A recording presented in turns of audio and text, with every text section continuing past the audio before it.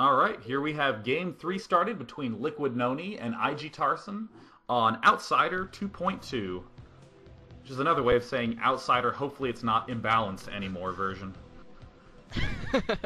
Here we have Liquid Noni starting as the teal Protoss in the top left position, and we have IG Tarson as white Terran at the 9 o'clock position on Outsider. And one thing that's always really nice about three-player maps, I mean, in particular, this map on Outsider.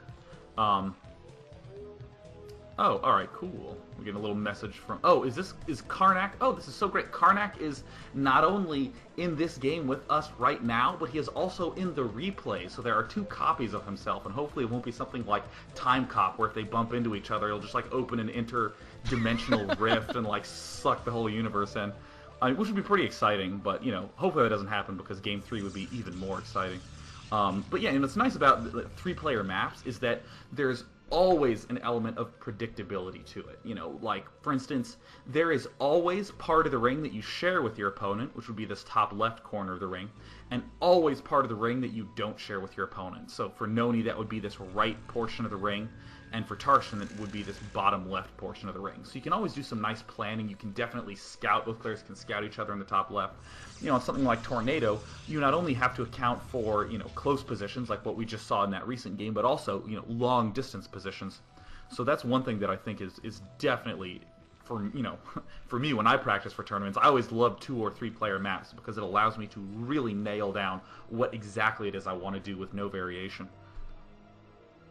Okay, taking a look at Tarson's main, I'm not sure where this SCV was going. Went down, scouted the bridge, and then came on home. I'm not sure what kind of strategy would afford something to be on the bridge that early, but now it looks like I guess he's checking for proxies, I don't know, but that seems a little early to be checking for proxies. Yeah. And looking back in Nony's main, everything going standard. He's got his gateway up at perfect timing, and throwing down the cybernetic score now. Yeah, I actually don't mind that early scout too much. I mean, given the fact how the early games went, the fact that he lost just 2 very standard builds, and Nony now has complete control. I mean, honestly, if you are up 2-0, this is the position where you want to be doing some cheese. A lot of times in best of 5s, players will plan to do a cheese in game 3 or 4 if they have won game 1 or 2. That's one of the most standard times to do a cheese is in game 3 if you've already secured a win.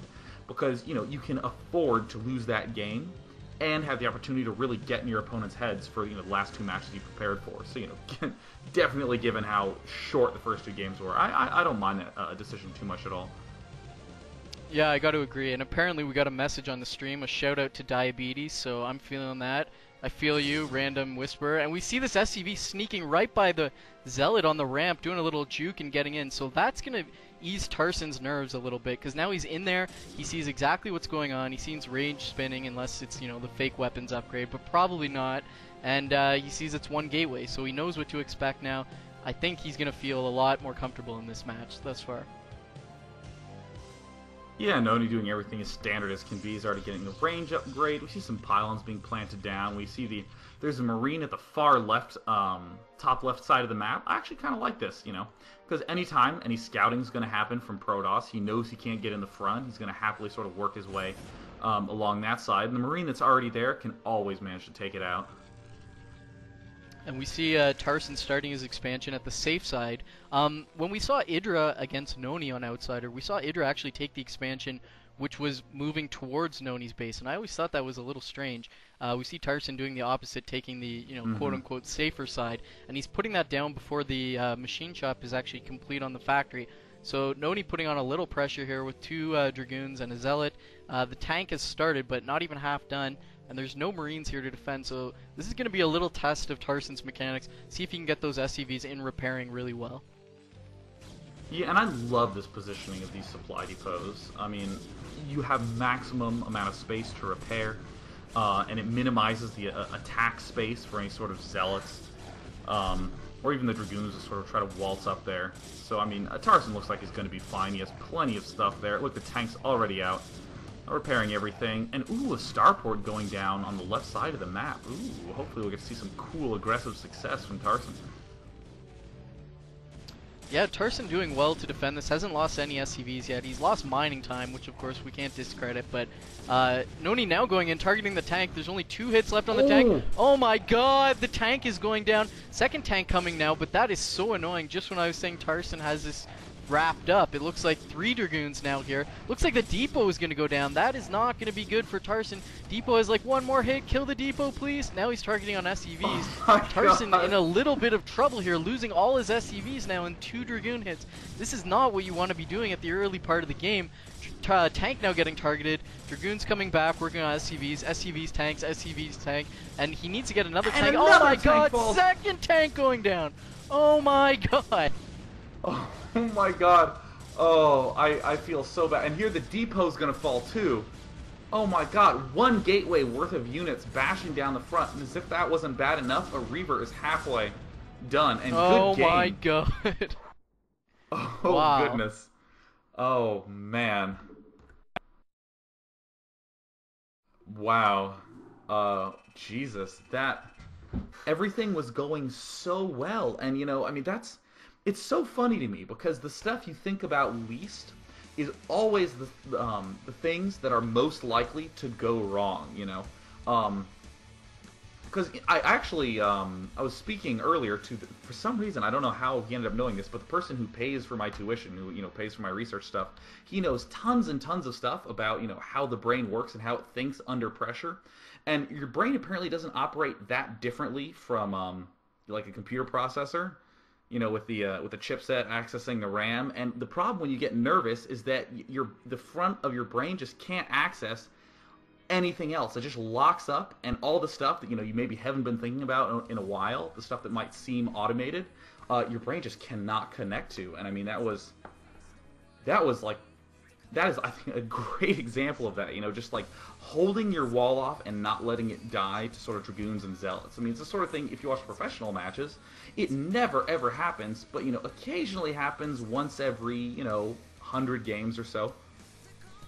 And that's the sort of thing that you need to be aware of. Is just that is the stuff that's really going to catch you up. Because anytime you're preparing for a tournament, you think so much about what your strategies are. You think so much about how you're going to plan for the tournament. What you're going to do if you win, you don't, and that's just not the sort of stuff that you ever think about.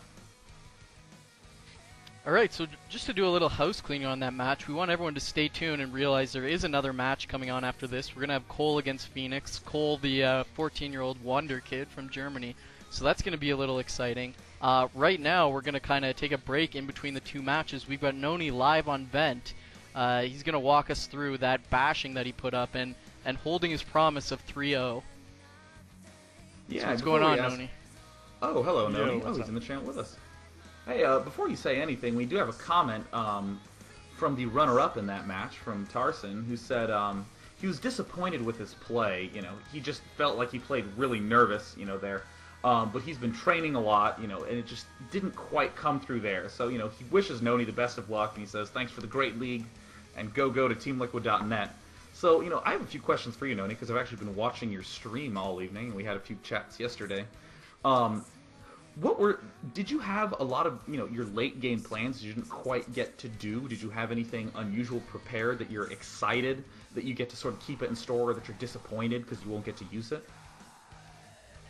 Yeah, well, I kind of had PvT late game strategy for non-Hydra players, and then I have PvT strategy for Hydra, and so I've been practicing what I would do against anyone I have to play that's not Hydra, and I didn't get to show all that, and but now that I will get to play Hydra, I'll have a bunch of cool stuff anyway, so that'll be fun. So tell us a little bit about what the experience was like playing the matches at the time. I mean, we've heard from so many players that the nerves are a huge issue. I mean, yesterday we saw several of the players choke during their games. How were you feeling during the matches themselves? Well, in the first match, I was really calm. I was good to go, really confident, and Tarson was a little bit chatty before the games got started, so I kind of felt already that he was going to be nervous, and I predicted what build he was going to do on Andromeda, and I thought definitely if we got vertical positions like we did, then that would probably be his build, because I watched some of his replays. I saw he liked dropship play, I thought he might do this build. So when I defended his first little push, the key thing there, a lot of Protoss players want to go put pressure on the Terran right away, just march on up there. But if they're going for a dropship build, then that's gonna probably lose you the game if you try to put pressure there. So I stayed back for a little bit until my observer could get up there. The observer did see that dropship, so I was feeling great about game one. I'm also a little curious, because I've played against you in tournaments, talked to you about your tournament experiences. You don't really ever seem to get that nervous. Do you have any advice for some players who are training for tournaments and this sort of thing? How to deal with that, both before the game, sort of mindset you get in, and during the game if you start to get shaken up a little bit?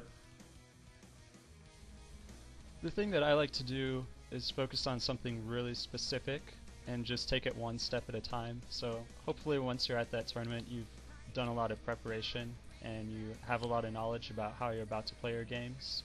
And so you kind of have a step-by-step thing going in your head, like what do I have to do early game, mid game, late game, etc. So I might focus on, okay, I need to do the best probe harass I can do as long as I have a probe in his base, and then just from there I just go on to the next task, like, oh, I need to kill his SUV as efficiently as possible, now I need to go harass his wall as best I can. It's just one thing at a time, and I think if you focus very specific things, then it'll allow you to focus and play your best game rather than getting nervous about the overall picture. And can you talk a little bit about how you prepared for this game in terms of practicing and what you intend to do, considering your next opponent is Idra, the current foreigner professional on CJ Entis?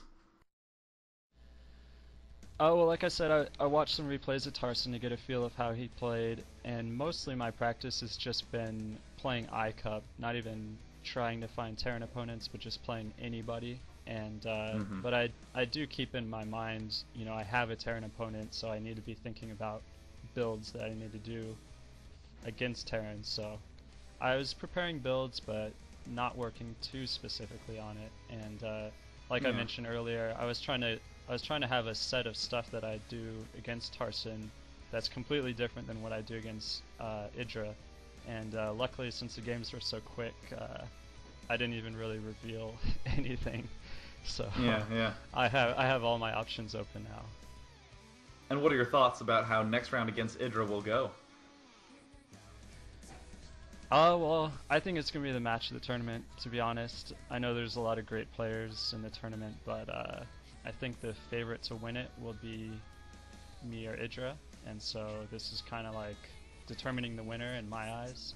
Not that the next rounds won't be very difficult, but this is probably going to determine who's the big favorite looking into the semis. So I'm taking it very seriously. I'm treating it like a $10,000 match, and I'm going to be playing a ton of games from now until then. Well, since you say it is the deciding match of the tournament, we'll try to see if we can get you hooked up with second place prize money if it doesn't go too well.